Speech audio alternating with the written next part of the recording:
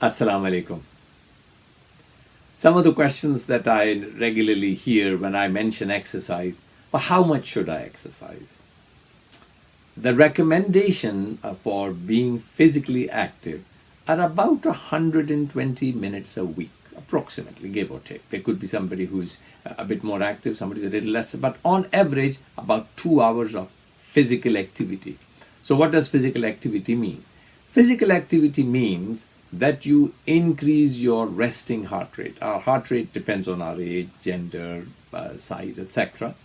But if you look at the average person, they need to increase their heart rate about 20 to 30%. So for example, if the average heart resting rate is about 70 to 80, you need to bring it up to about 100. And this will vary, so please don't take this as an absolute. I'm simply suggesting that we need to exercise our heart, which is what's called the aerobic exercises, right? So you need to increase your heart rate.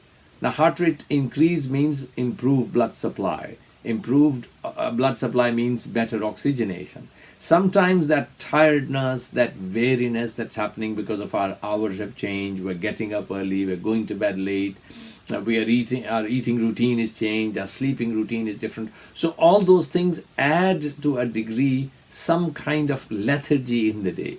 And so if you increase your heart rate and you walk, as I said, that's one of the best exercises you can do. But even if you didn't want to walk, you wanted to do something at home, you still should want to do something that increases your heart rate about 20 to 30%. So if your average heart rate, and I'm only taking an example, is 70, then your average increase should be about 15 to 20 beats per minute.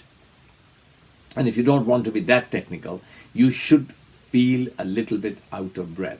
If you have medical conditions, such as a heart condition or blood pressure, etc., obviously please first take advice from your doctor.